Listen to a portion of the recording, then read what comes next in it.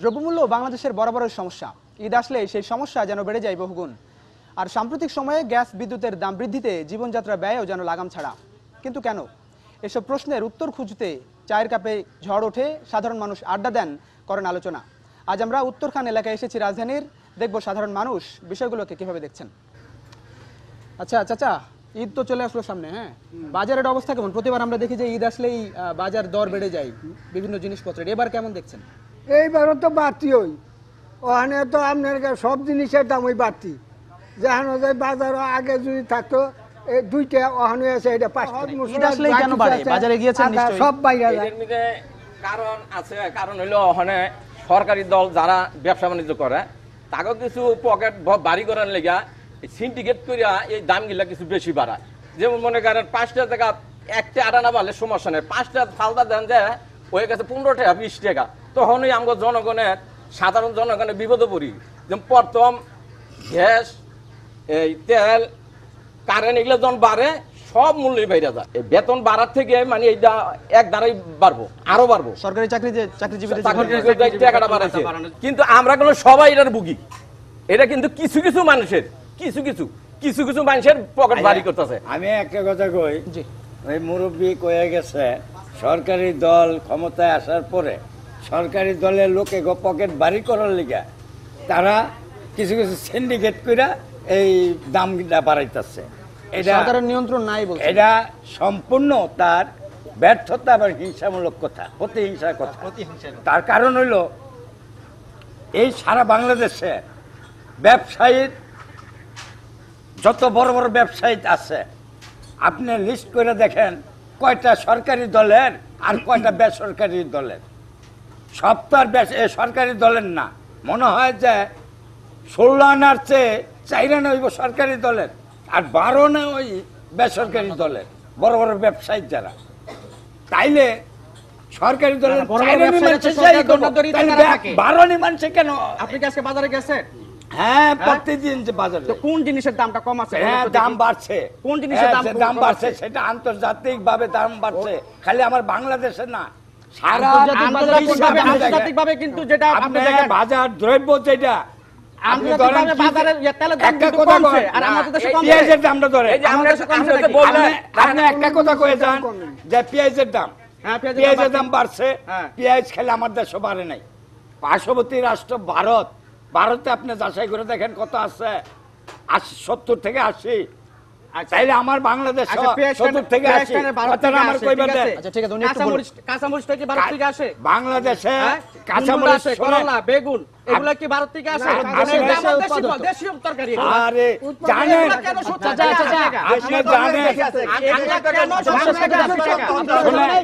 দ্রব্যমূল্যের দাম লাগাম ছাড়া বাইরে গেছে।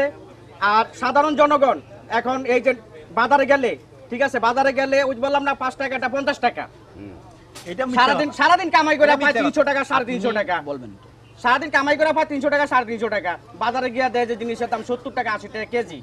ঠিক আছে, সংসারে লোক সংখ্যা আছে 10 জন, এই 350 টাকা দেশে কি বাজারটা করবে আর কি খাইব? আমাদের দেশে এই সাধারণ জনগণটাই বেশি। ঠিক আছে, আর বর্তমান সরকার যারা সরকারি চাকরিজীবী এদের যে মানি বেতন ভাতা সবকিছু বাড়িয়ে দিয়া ওই দ্রব্যমূল্য দামও বাড়িয়ে দিছে। এখন সাধারণ জনগণ তার বেতন ভাতা বাড়ে নাই, পারছে? সাধারণ জনগণের কোনো বেতন ভাতা বাড়ে নাই। এরা ওই দিন মজুর যদি কয় যে 500 টাকা হাজিরা আপনি দিবেন, থাবর 500 টাকা হাজিরা কিসে? হ্যাঁ, দিবেন 350 টাকা। এই যে যেই জিনিসগুলো অনেক উদ্যোগতি, এটা সবারই স্বীকার করতে হইব। এটা খালি আমি কইলে হইতো না, এটা এই সাধারণ জনগণ সবাই জানে। তবে সবাই কইলে হিমজিম খাইতেছে, খালি আমি না, আর হ্যাঁ না হ্যাঁ না হ্যাঁ না।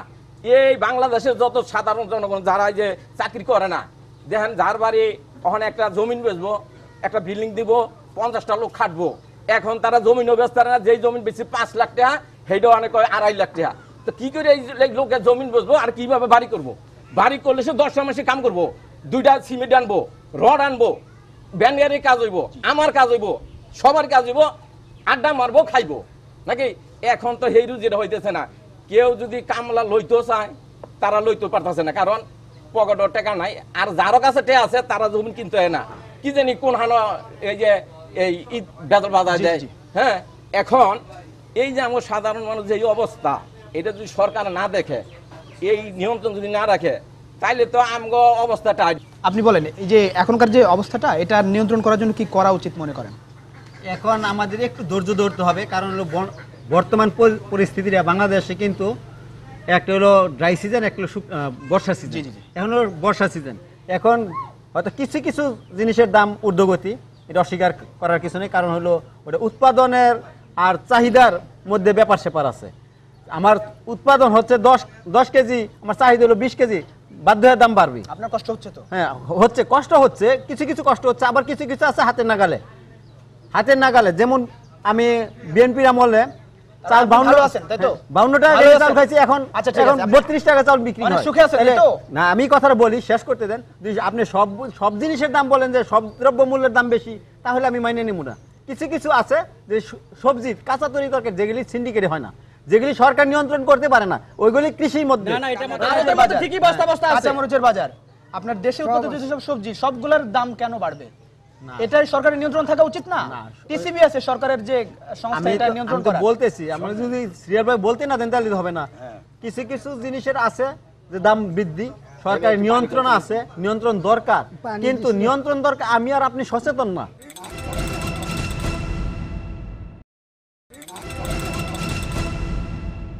গ্যাস বিদ্যুতের দাম তো বেড়েছে আপনার, মানে বিদ্যুতের দাম বেশ বেড়েছে। সব মিলিয়ে বাজার দর বৃদ্ধি পেয়েছে, গ্যাস বিদ্যুতের দাম বেড়েছে, জীবনযাত্রার উপরে কি রকম চাপ পড়বে মানুষের? ইনকাম নাই 10 টাকা, খরচ হইতেছে 20 টাকা, তো ওই 10 টাকা পাবে কোথায়? গ্যাসের দাম আগে দিচ্ছে 400 টাকা, এখন দিতে হয় 650 টাকা ডবল চুলা। বিদ্যুতের প্রতি ইউনিট মানে দেখা গেছে 70 ইউনিট হচ্ছে একদম, 70 ইউনিটের উপরে গেলে গিয়ে দ্বিগুণ।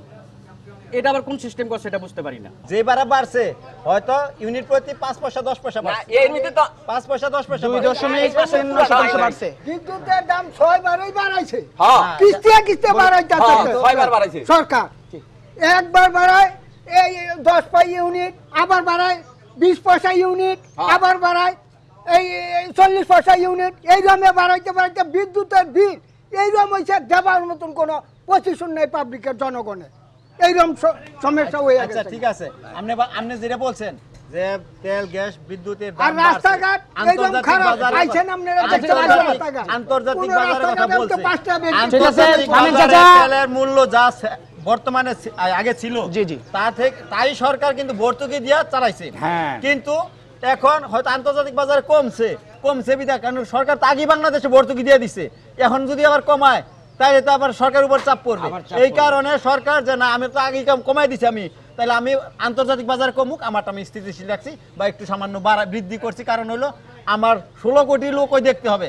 একবার এই সরকার যাইবো, আবার এই সরকার যাইবো, এই দুনো সরকারে খাওয়া কম খাইতো না, যা যাইবো হ্যাঁ ওই ঠুঙ্গার মিতে হাত মারবো, মরবো কি আমাদের সাধারণ গৃহস্থ মরে যাইবো। আচ্ছা এই যে হইলো এই হ্যাঁ, ঠিক আছে, থামেন। সরকার ভর্তুকি দিবে, কারণ সাধারণ জনগণ তার বেতন ভাতা পাইতেছে না। না সাধারণ জনগণ কি বেতন ভাতা পায়? হ্যাঁ, প্রত্যেকটা দেশেই কিন্তু সরকার এই যে গ্যাস বিদ্যুতের উপরে তেলের উপরে ঠিক আছে এগুলোর মধ্যে ভর্তুকি দেয় প্রত্যেক দেশে, ঠিক আছে সরকার দিছে। হ্যাঁ আগে দিয়েছে সবাই, প্রত্যেক সরকারই দিতেছে, ঠিক আছে এখানে প্রত্যেক সরকারই দিয়ে আসছে, আর সাধারণ জনগণ তার বেতন ভাতা পাইতেছে না, এই জন্য সাধারণ জনগণের উপরে এই ভর্তুকিটা দিতে হয়, কিন্তু এখন দিতেছে না। সরকার কৃষি খাতে ভর্তুকি দিতেছে, সব খাতে ভর্তুকি দিতেছে, বিদ্যুৎ খাতেও ভর্তুকি দিতেছে, সাধারণ দিতেছে। জনগণের টাকায়, তাহলে সরকারের সাধারণ জনগণের টাকা, জনগণের সারা জনগণের ধারণ তো সরকার ওই। সাধারণ জনগণের টাকা, জনগণের ধারণ তো সরকার ওই। ওটা তো একবারে বাড়াইলেই পারে, সরকার তো না, না, ফিনান্সে না, এইটার থেকে না। জড়িয়ে তো পারে না, না, তা না। এই 6 বার 5 বার বাড়ানো কেন? বাজার টাকা একবারই তো বাড়াইতে না, হবে। না। বাজারে এটা- বাজারে এটা একবার হয় না, মানুষ মারা বাজার বাজার নয়, করে কইলে দিতে হয় না, সরকার কইলে যেরকম হয় না। শুরু বাজার করে, একবারে হয় না। এইরকম বাড়ায়, এই যে রাস্তাঘাটে আমাদের কাজ করে যদি রাখে, আমাদের কাজ করে যদি একটা গাড়ি বইরা কাউরান থেকে মাল আসে, মালের ভাড়া দূরের কথা, কেজিতে 5টা ভাড়া নিবে এমবি রাস্তা, গাড়ি আইতে হয় না, গাড়ি পায় না, আসবো কি কইরা জামু কামবে মাল লইয়া? রাস্তার অবস্থা খারাপ। রাস্তা খারাপ, আপনারা আইছেন, আপনারা বুঝেন রাস্তা আচ্ছা তাইলে রাখেন। আর রাস্তার খবর এই বললে যে, তো এটা তাইলে কি চায়ের দোকানও ওই কাছারে ওই বাজারে সমালোচনা করতে পারবেন? সরকার চাইতেছে আপনারা সেই ইটা আমার দেন। আমি এই কসাই বাড়ির থেকে রেলগেট থেকে কাজকুড়া পর্যন্ত কত লক্ষ টাকা কয়বার বরাদ্দ দেওয়া হয়েছে, সেই কাজটা কেন হয়? টাকা গেল কোথায়? আমি আওয়ামী লীগ বুঝি না, আমি বিএনপি বুঝি না, কে করছে আমি হেরা জাতীয় চেষ্টা পার্টি বুঝি না। যে ঠিকাদার, সেই ঠিকাদারের নামটা আপনারা দেন না কেন? ওই দিতে গেলে আপনার জানের ভয় পান না? ওই ফচকে যাইব গা, ভাগ ফচকে যাইব গা, খেলতে দেন না মানে কেন? এটা তো আমরা দিতাম পারি না। কেন আপনি বাংলাদেশের নাগরিক না? আমি নাগরিক হলে আমার দামও দিতে এই হবে। যে- এই যে- এই জায়গায় এই যে শোনেন, আপনি আচ্ছা, পৃথক আপনি হয়ে বলেন, যান। উনি শেষ করুন। এই যে আপনি পৃথক হয়ে যান কেন? আপনিও তো বাংলাদেশের নাগরিক। হ্যাঁ, আপনি এই জানা- রোডটা কি এলজেডি রোড না? হ্যাঁ? যে এলজেডির বেতনদারি কর্মচারী আছে না, এরা তো এসে দেখতে পারে নাকি? তো সরকার পাঠায় না। কথাটা বুঝেন। না, উনি যেটা বলছে যে মন্ত্রণালয় তো জানে কোন ঠিকাদারের দেওয়া হয়েছে, আছে না হ্যাঁ। দেখভাল করার জন্য তো লোক আছে, তারা তো ব্যবস্থাটা নেবে, সেই ব্যবস্থাটা কত টাকা নেওয়া হয়?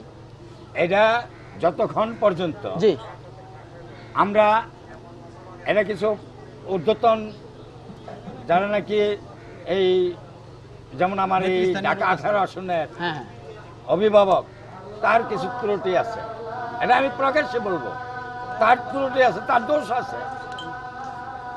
জানেন সঠিক ঠিকাদার দেওয়া হয় নাই, এবং সঠিক ঠিকাদার না দিয়া তার মন মতন ঠিকাদার দিছে, সেই ঠিকাদাররা আত্মসাৎ করছে, তা সে কর্ণপাত করে নাই। এটা এই অভিভাবকের দোষ। এখন কি সরকার আইসা দেখবো যে আমাদের বড়টেক এলাকা, আমার এই মহল্লার নাম বড়টেক, বড়টেকে কে কি করে দিই শেখ হাসিনা দেখবে এসে না, আমার বলতে হবে, তাকে জানাতে হবে, ঠিক না? আপনার নেতাকর্মী যারা আছেন তারা বলবেন। তাদের বলবে, তারা বলবে, ঠিক জি, না? জি। কিন্তু এখন পদক্ষেপ নিচ্ছে সরকার, বলছে এখন আমরা তাদেরকে চিহ্নিত করে দিব। যদি সরকার এখানে মনে করেন আগামী 1 বছরের মধ্যে যদি সরকার নাকি না পারে, তাহলে সরকারের সমালোচনা করতে পারবো সরকার ব্যর্থতা, সরকার ব্যর্থতা। কিন্তু সরকার যে বলবো যে শেখ হাসিনা শুধু মুখেই বলছে আগাছা মুক্ত বাংলাদেশ, কিন্তু ওনার কথা সম্পূর্ণ মিথ্যে।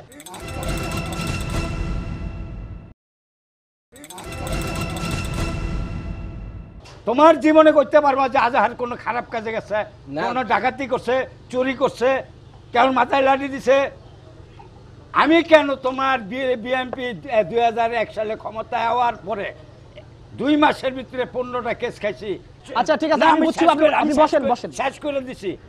তুমি যে কথাটা বলছো বিএনপি আমলে আওয়ামী লীগের মানুষ পলায় আওয়ার রয়েছে, তবে জানে বাস্তারে নাই।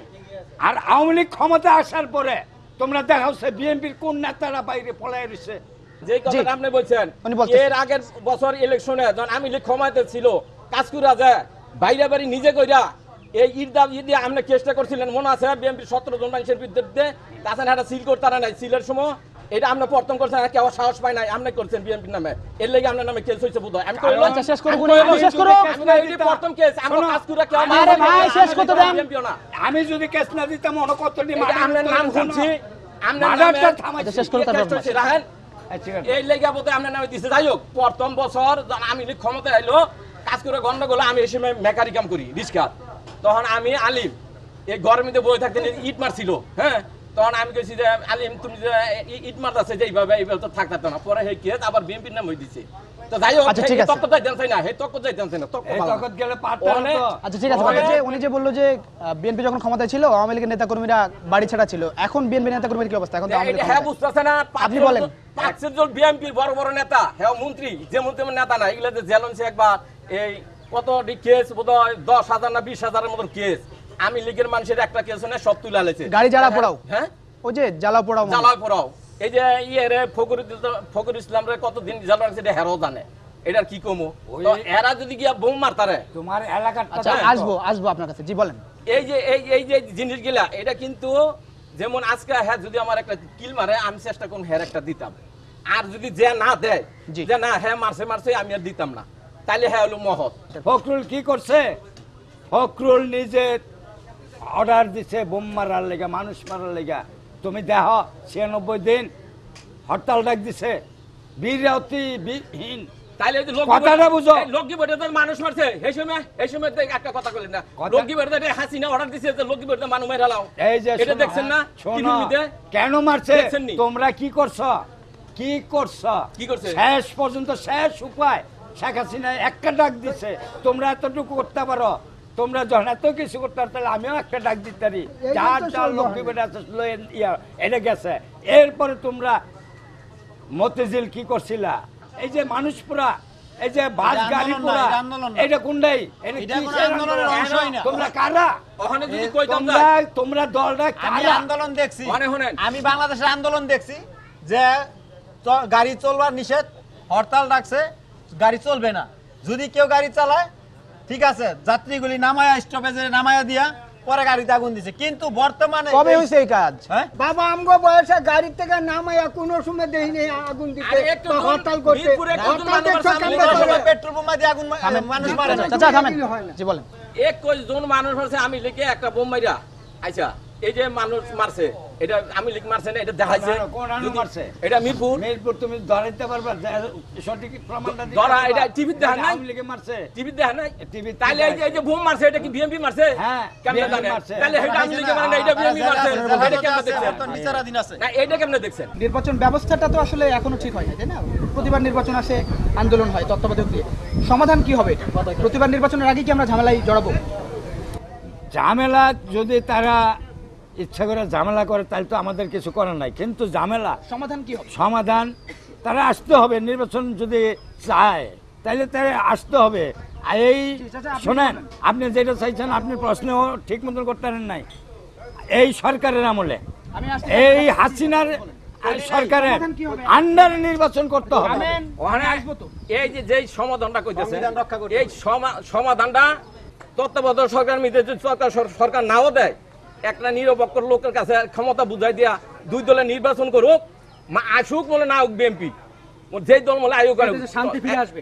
এখন ফিরে আসবে। এই এটাতে শান্তি ফিরে আসবে। নির্বাচনটা দিলে শান্তি ফিরে আসবে, তখন আর বিএনপি কথা কইতে পারতো না। নির্বাচন দেয় তো শান্তি ফিরে আসবে, সাধারণ জনগণ চায় শান্তি। বাংলাদেশের উভয় দল চাইছিল তত্ত্বাবধায়ক সরকার, কিন্তু বিএনপি সরকার করলো কি 15ই ফেব্রুয়ারি নির্বাচনটা দিল রমজান মাসে। তখন কিন্তু খালেদা জিয়া ক্ষমতা ছাইরা আরেকজনের হাতে রাইখা তারপরে কিন্তু নির্বাচনটা দেয় নাই। কিন্তু সৃষ্টিকারী কিন্তু এইটার এই যে বলতেছে তত্ত্বাবধায়ক সরকার দেয় না কেন। মিল হবে। বাংলাদেশে নির্বাচন ওই এই যে আমরা দুইজনে নির্বাচিত সরকারের অধীনে নির্বাচন হবে এবং সে 2019 সালে এরকম তর্ক নির্বাচন বিতর্ক যেটা আসলে হবে, চলতে থাকবে চায়ের দোকানে। নির্বাচন অন্য কোনো যেটা চায়ের হবে, কাপে ঝড়ে এটা ততক্ষণ 2019 পর্যন্ত সালে ভালো থাকুন, শেখ সুস্থ হাসিনার থাকুন, অধীনে আর দেখতে হতে থাকুন হবে। এসএটিভি। নির্বাচনটা